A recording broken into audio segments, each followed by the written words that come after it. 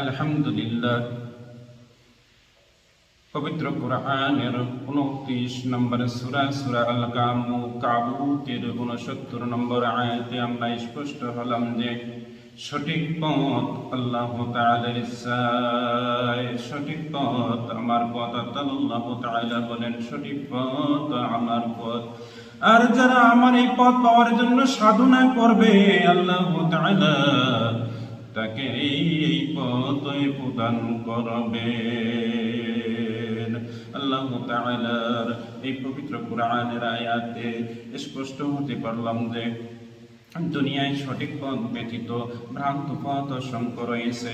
এই সঠিক পথ পাওয়ার জন্য অবশ্যই আমাদেরকে সাধনা করতে হবে, চেষ্টা করতে হবে, সর্বদা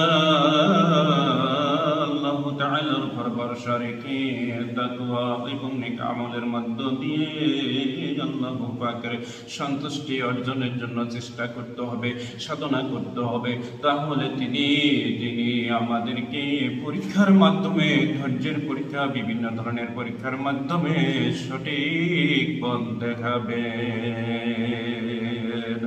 রাসূলুল্লাহ সাল্লাল্লাহু আলাইহি ওয়াসাল্লাম একদিন সাহাবীদের সামনে একটি সরল রেখা টানলেন এবং বললেন, এটাই আল্লাহর সরল পথ। তারপর তিনি সেই রেখার দুপাশে ছোট ছোট অনেকগুলো রেখা আঁকলেন এবং বললেন, এগুলো হলো অন্যান্য পথ। প্রতিটি পথে একটি করে শয়তান থাকে, যে মানুষকে সেই পথে ডাকতে থাকে। অতঃপর তিনি পবিত্র কোরআনের